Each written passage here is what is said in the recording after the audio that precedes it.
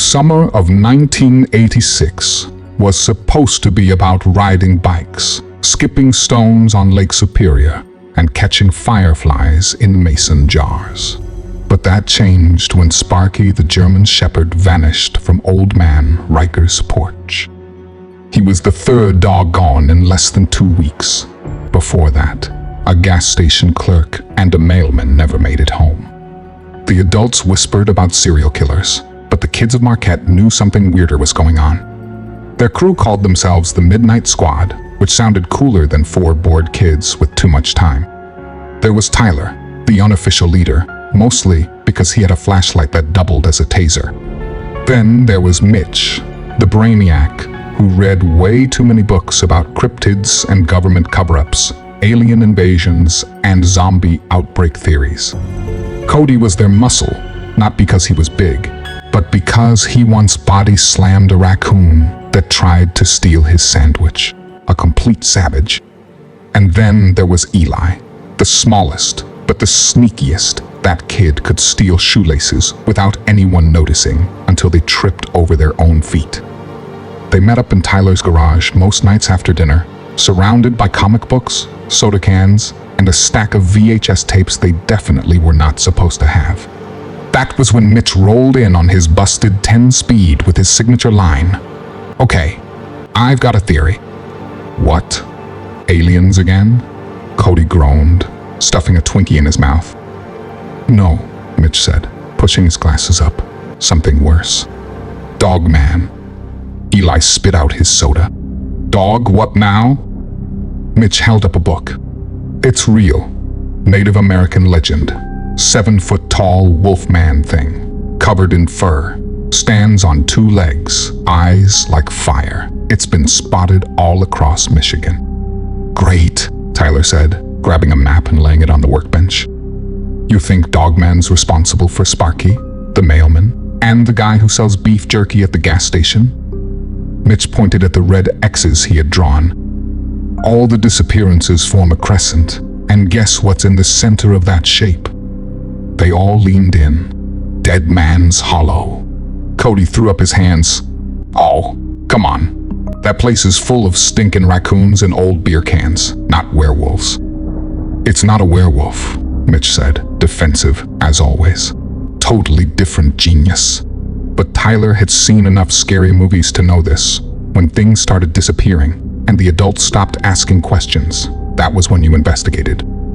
So, the next day, right after Tyler's mom dropped him off at Cody's house, where they all would meet, because that was what he told her, they took off on their bikes, each one equipped with a backpack full of essentials. Mitch brought binoculars and field guides. Cody brought jerky, rope, and a homemade spear he had carved from a mop handle. Nifty little bugger.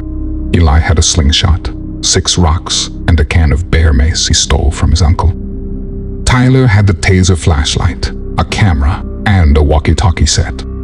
By 3 p.m. they were off the gravel road and into Deadman's Hollow. The air got quiet, real fast. No birds, no bugs. Just a light breeze through the trees and the crunch of leaves under their sneakers. "I've got a bad feeling," Eli muttered. "You always say that, pussy," Cody said, swatting a branch out of his way. "No, I mean it. Look." They all stopped. 20 feet ahead was a deer carcass, ripped open like someone had taken a chainsaw to it. Mitch knelt beside it, poking at the wounds with a stick. "Look at the claw marks. That's not from a bear, and it's fresh. Like real fresh." Tyler looked around, heart thudding. "Okay, we saw enough. Let's bounce." But that was when they heard the noise, like something the size of a horse. A deep, guttural breath, like a furnace exhaling through the trees. "Don't move," Tyler whispered. They all froze. Branches cracked to their left. Something big was moving through the woods. It sounded gigantic. Just seconds later, they saw it. 8 feet tall, legs like a man's but bent backwards like a dog if it were standing, long shaggy matted fur. Just an unnatural-looking abomination. Its arms were jacked like a bodybuilder's, but were long like a sloth's with razor-sharp daggers at the end of its fingers. The face looked like a dog, but stretched, and a ridiculously sized head that looked somewhat cartoonish but terrifying nonetheless. Its eyes glowed even in the daylight.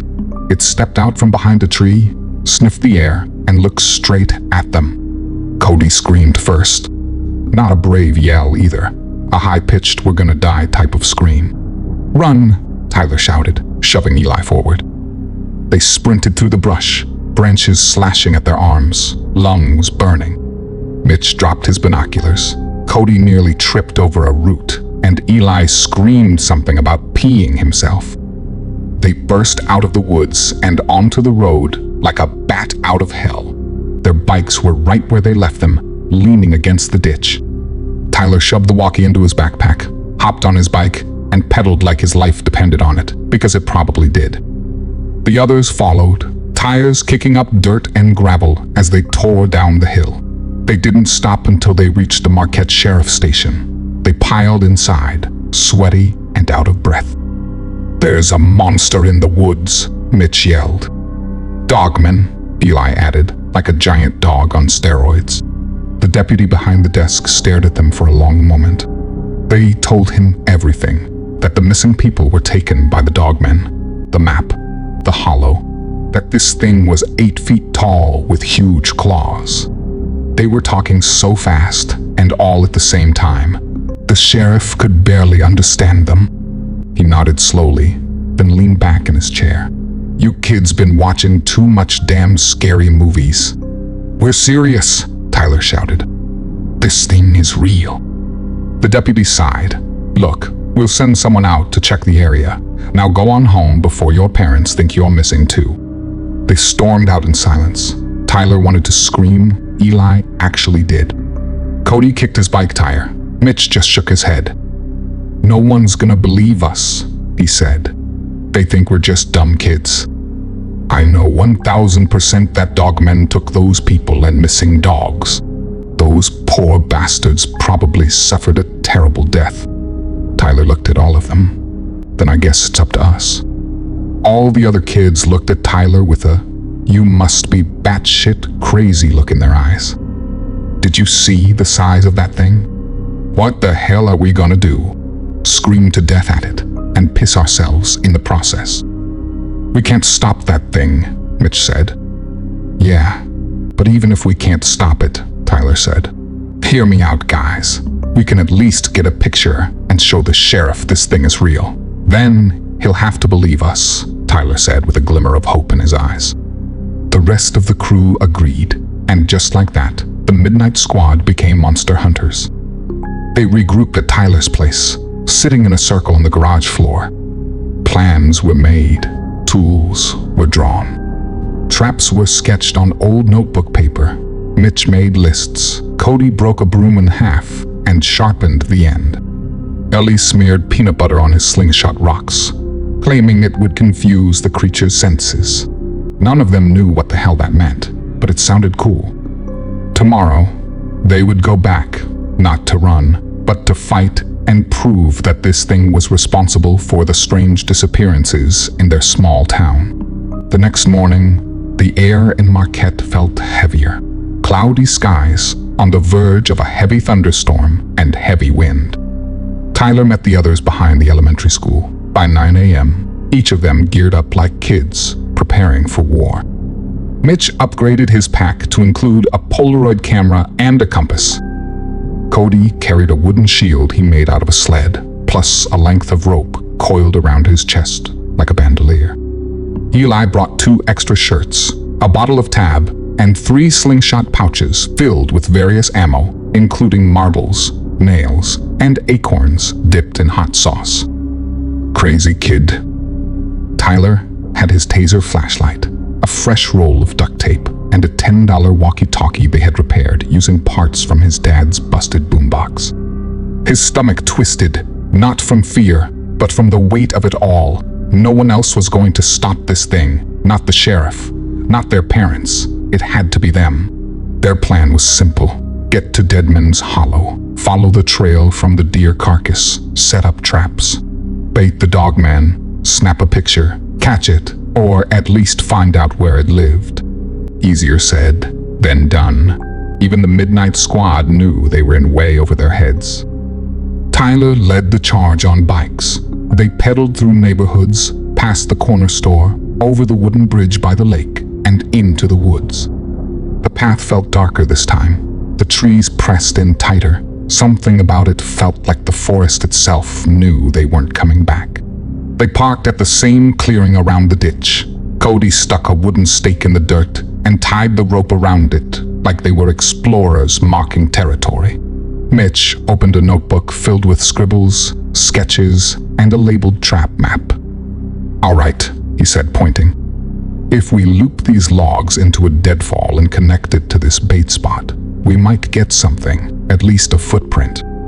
Tyler and Cody got to work building a crude tripwire system using fishing line and empty cans. Meanwhile, Eli scouted ahead with his slingshot ready, creeping around the forest like he was part special forces himself. Around noon, they regrouped by the stake. "So," Cody said, wiping his forehead, "what now?" "We wait," Tyler said. "We stay close, watch the traps, and..." Something snapped deep in the woods. They froze. Eli turned, eyes wide. "That wasn't me." Mitch raised his camera. "You think it's here already?" Then another sound, heavier, like something dragging its limbs. A long, slow growl rolled across the woods, not exactly close, but not far enough either. "We should split up," Tyler said. "Eli and I will check the west path. You two loop back east and stay behind the log trap. If anything moves, meet back here." "This is fucking dumb," Cody muttered, but he followed Mitch. Tyler and Eli crept along the narrow deer trail. Every stick cracked underfoot, making them wince. The forest was eerily quiet, except for the light breeze swaying the tree branches. At one point, they saw a squirrel dart up a tree and vanish like it had somewhere better to be. Suddenly, Eli stopped. "Dude," he whispered. "Look." Ahead was a clearing, half shadow, half sunlight. At the edge stood the Dogman, tall and imposing. It stood perfectly still, back turned, sniffing the air. The thing was huge. Its fur was thick and dark brown, muscles twitched under its coat. The creature tilted its head, then slowly turned around. Its eyes met theirs. Tyler didn't yell or scream. Neither did Eli. Their lungs just forgot how to work for a second. "Run," Tyler gasped. They bolted through the brush, leaping over logs and branches. Behind them, heavy footsteps crashed through the trees. Back at the trap site, Cody and Mitch heard the chaos. "Something's coming," Cody said, grabbing his spear. Mitch fumbled for the camera, hands shaking. "Get ready." Tyler and Eli burst through the tree line. Just as the Dogman came into view, it didn't slow down. Cody lunged with the spear. The point struck the creature's shoulder, bounced off, and snapped in half like a twig. It stopped right in front of them, and the ground trembled. Not from footsteps, from something else. A crack tore through the air behind the Dogman, like someone ripping open the sky. Light poured in from nothing. A swirling hole opened behind the creature, pulsing and alive with blue and red energy. The Dogman turned to face it. It didn't roar. It didn't attack. It just stared into the glowing portal like it had been called home, like it controlled the beast. "Is this real?" Mitch whispered, raising the camera. The Dogman took one step forward, then another. It walked into the portal, and the light swallowed it. And then, just like that, it closed. The woods fell silent again. The four boys stood frozen, eyes wide, bodies soaked in sweat and adrenaline. I got a picture," Mitch muttered, staring down at the Polaroid as it printed. "Holy crap, I got it." They didn't talk much on the bike ride home, not at first. The sun had started to dip, casting long shadows across the road. Tyler's legs moved out of habit, his mind a swirl of questions and confusion. At the garage, they collapsed into lawn chairs and tried to make sense of it.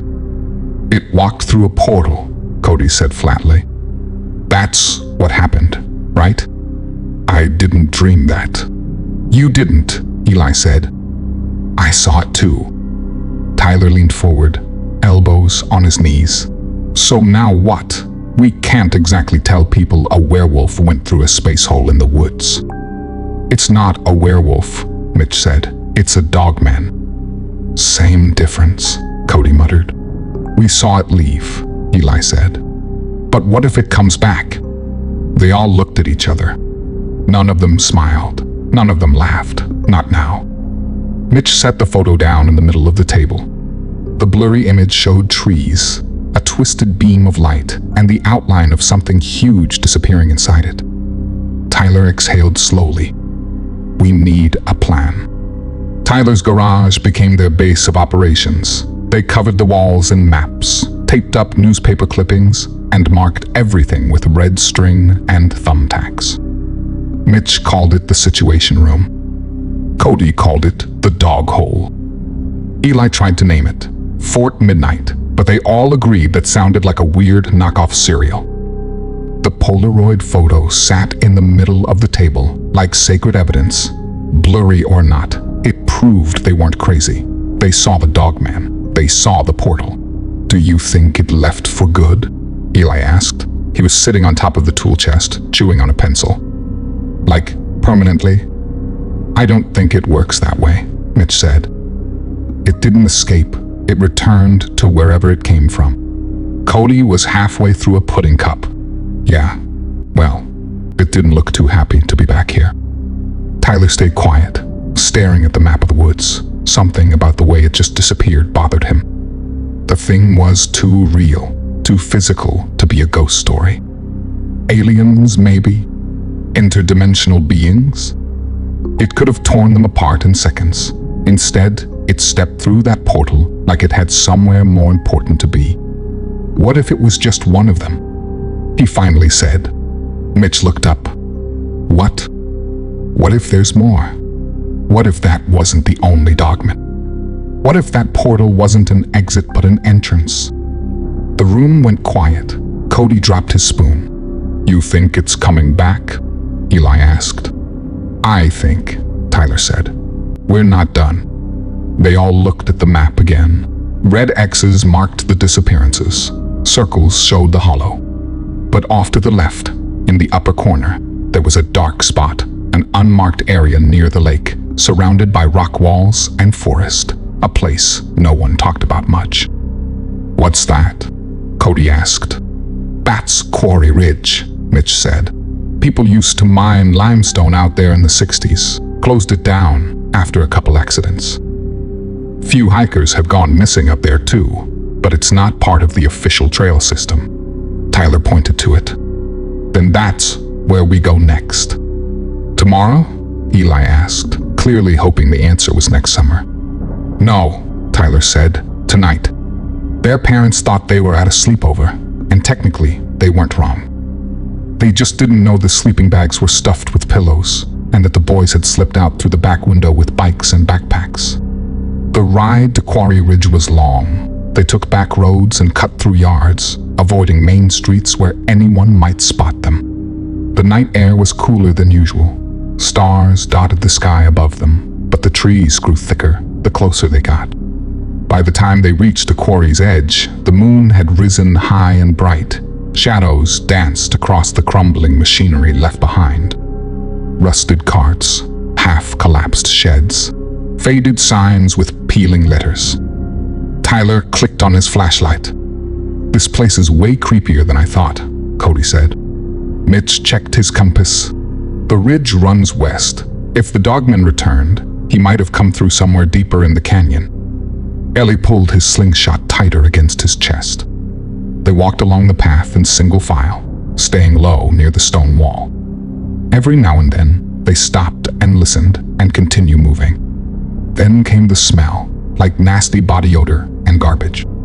Tyler raised his hand, signaling them to stop. Cody sniffed. Oh yeah, that's familiar.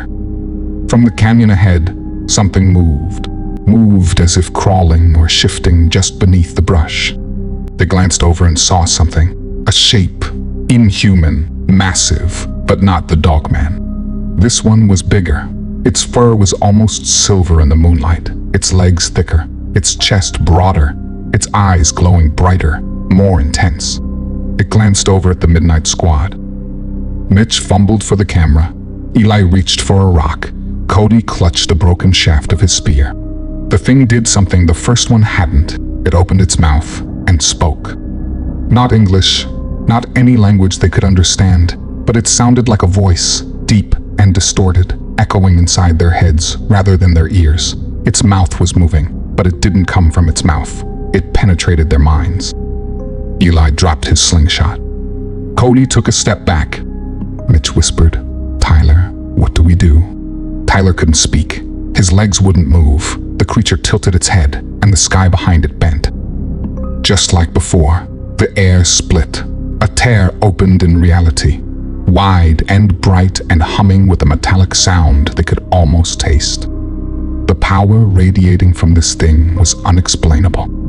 This time, it didn't step through. Instead, something else came out. Not one, not two, but dozens, eyes like fire, claws like daggers. Some ran on 2 legs, some on 4. All of them Dogman, but twisted, evolved, different, deformed and grotesque looking. One had spikes down its back. Another had sets of eyes like a spider and crawled on 4 legs and low to the ground like one. Another walked with its arms dragging behind like a gorilla. They poured out of the rift like stormtroopers, and the 4 boys watched from behind a rock, frozen in fear. The original creature turned to the pack and let out a disturbing howl, a mix of wolf and a young child screaming from the top of its lungs. Then they scattered into the woods, into the night, into Marquette. The portal flickered, then sealed shut. The boys got the hell out of there and went back to the stake where their bikes were. The boys didn't speak on the ride back, not one word. I mean, what do you say when you see a platoon of nightmare creatures march through a portal? Their bikes coasted downhill, tires silent on the asphalt. The town lights appeared in the distance, calm and quiet and totally unaware. At Tyler's garage, they dropped their gear and sat down, breathless. Mitch finally broke the silence. "They're here." No one argued. Tyler stood up slowly, eyes on the map. He took a red pen and drew a large, wide circle over the entire town of Marquette. Then he looked at the others. "We need more than a plan now. We need allies." If you enjoyed this video, please don't forget to like and subscribe to Descent into the Unknown for more horror content. If you have any real cryptid encounters, or you're a horror writer wanting to share your stories, please feel free to email me in the description anytime.